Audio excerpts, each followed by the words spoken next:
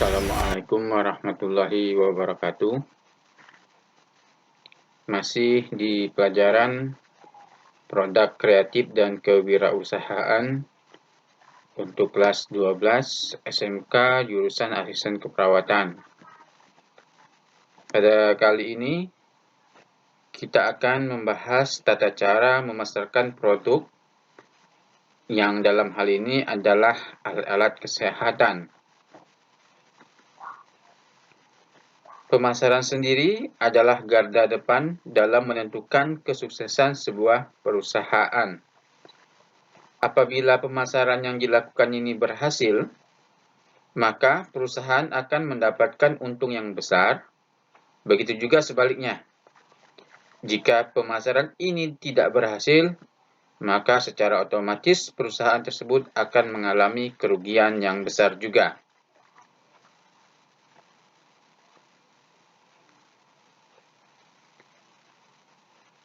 Pemasaran sendiri, kalau menurut kata-katanya adalah suatu sistem pertukaran. American Marketing Association ini mendefinisikan pemasaran ini sebagai suatu kegiatan dan proses menciptakan, mengomunikasikan, menyampaikan, dan menukar produk yang dimiliki nilai di mata konsumen, klien, partner, dan masyarakat umum. Pemasaran ini dibuat untuk menjaga kepuasan konsumen dengan difokuskan pada kegiatan konsumsi, sehingga kita dapat menyimpulkan bahwa pemasaran adalah salah satu faktor dasar dalam manajemen bisnis. Ada beberapa aspek yang akan kita kenalkan di dalam pemasaran. Jadi, orientasi dasar pemasaran ini terletak pada pertanyaan, apakah produk yang dibuat oleh produsen ini dapat memenuhi kebutuhan konsumen? Maka, dari orientasi dasar tersebut, kita dapat membagi jenis-jenis orientasi. Yang pertama adalah orientasi pada produk. Di sini, produsen selalu menekankan pada kualitas produk. Dengan kata lain, selama produk yang dihasilkan tetap berada pada standar yang tinggi, konsumen akan tetap membeli produk tersebut. Pengenalan produk akan berhasil maksimal jika produsen memiliki pandangan yang bagus tentang kebutuhan dan keinginan konsumen. Yang kedua, orientasi pada penjualan. Produsen yang fokus pada pengenalan penjualan akan lebih mementingkan aspek penjualan daripada konsumen. Produsen tersebut akan lebih mementingkan promosi daripada produk yang akan memenuhi kebutuhan konsumen. Jadi, produsen akan menjual barang yang sudah ada dan memberikannya promosi yang mewah agar konsumen mau membelinya dengan harga yang tinggi. Pengenalan penjualan ini akan berhasil apabila produk yang dijual adalah produk yang memang laris di pasaran atau yang permintaannya tinggi. Orientasi selanjutnya adalah orientasi pada produksi.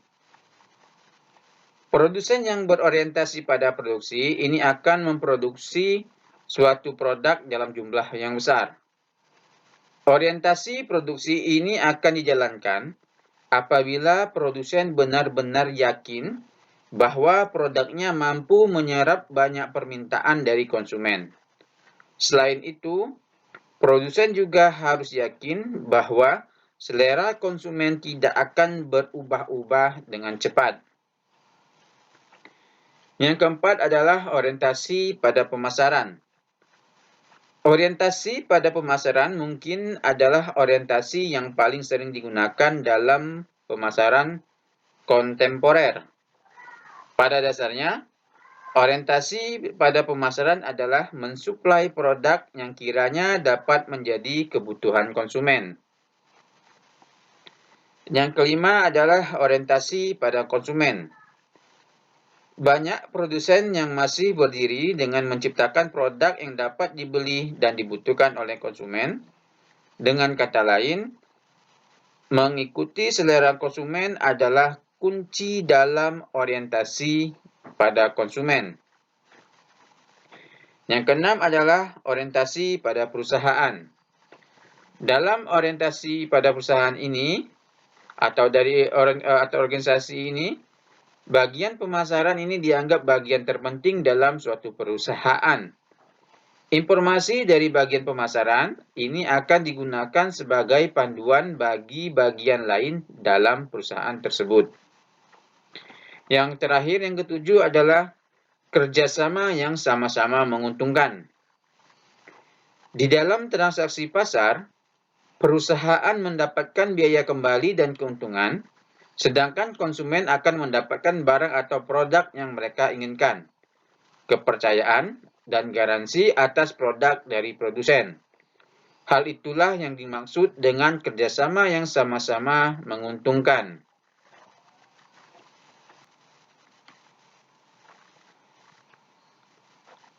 Ada elemen-elemen dalam pemasaran.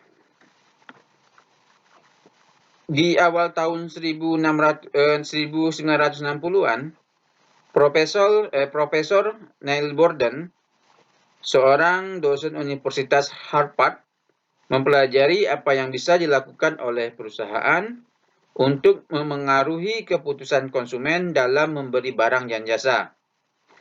Borden juga mengusulkan bahwa segala aktivitas yang dilakukan oleh perusahaan tersebut dapat dikelompokkan, yang kemudian dikenal dengan istilah marketing mix atau bauran pemasaran. Pada tahun 1960-an juga, Profesor Jerome E. McCarthy ini membuat rumusan 4 elemen marketing mix yang terdiri dari yang pertama adalah produk. Produk ini adalah dalam kaitannya dengan pemasaran. Jadi produk berkaitan dengan spesifikasi barang atau jasa dan bagaimana produk tersebut berfungsi bagi kehidupan dan kebutuhan konsumen. Cakupan aspek produksi ini meliputi garansi, jaminan, dan fitur pendukung produk. Yang kedua adalah harga atau pricing. Harga ini mengacu pada penetapan harga dan diskon pada suatu produk. Harga tidak harus berkaitan dengan uang, namun harga adalah sesuatu yang bisa dijadikan alat tukar dalam mendapatkan produk tersebut. Misalnya, energi, waktu, dan lain-lain. Harga juga adalah sesuatu yang harus dibayar oleh konsumen untuk mendapatkan suatu produk. Metode menetapkan harga biasanya terdapat pada sains tentang harga. Yang ketiga adalah distribusi atau placement. Distribusi ini adalah cara suatu produk untuk sampai ke konsumen. Sebagai contoh, distribusi bisa dilakukan dengan menerapkan sistem eceran.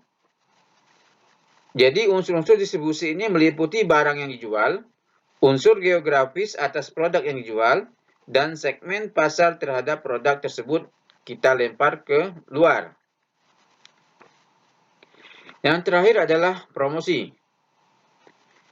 Promosi ini berkaitan dengan aspek periklanan, yaitu promosi penjualan, atau ini termasuk di dalamnya promosi yang bersifat pendidikan, publisitas, dan penjualan pribadi. Dalam aspek promosi, ada istilah pemerekan atau branding, di mana pemerekan ini adalah metode yang dipergunakan untuk mempromosikan suatu produk, merek, atau perusahaan. Nantinya, pemerekan tersebut digunakan untuk membuat suatu rencana pemasaran. Ada beberapa lingkungan pemasaran yang bisa kita lakukan. Jadi, istilah lingkungan pemasaran ini mengacu pada faktor yang berkaitan dengan aspek pengambilan keputusan dan perencanaan produsen. Yang pertama adalah lingkungan makro. Lingkungan makro dalam suatu perusahaan ini terdiri atas berbagai jenis faktor yang akan terwujud dalam skala makro. Skala tersebut adalah skala ekonomi, sosial, politik, teknologi, atau fenomena. Metode yang umum digunakan dalam membuat penilaian terhadap lingkungan makro adalah metode PESTEL atau metode politik, ekonomi, sosial, teknologi, legal, dan ekologi. Dalam analisis PESTEL, perusahaan dapat menganalisis isu politis, budaya, dan sosial dalam lingkup nasional maupun internasional. Yang kedua adalah lingkungan mikro. Lingkungan mikro ini adalah lingkungan yang terdapat di dalam produsen itu sendiri atau pihak-pihak yang dekat dengan produsen. Biasanya lingkungan mikro itu terdiri dari konsumen, pegawai, pemasok, dan media. Berbeda halnya dengan lingkungan makro, perusahaan atau produsen ini memegang kontrol yang besar dalam lingkungan mikro. Jadi itu saja dulu materi pada kali ini. Nanti pada pertemuan selanjutnya akan kita bahas tentang media pemasaran. Terima kasih. Assalamualaikum warahmatullahi wabarakatuh.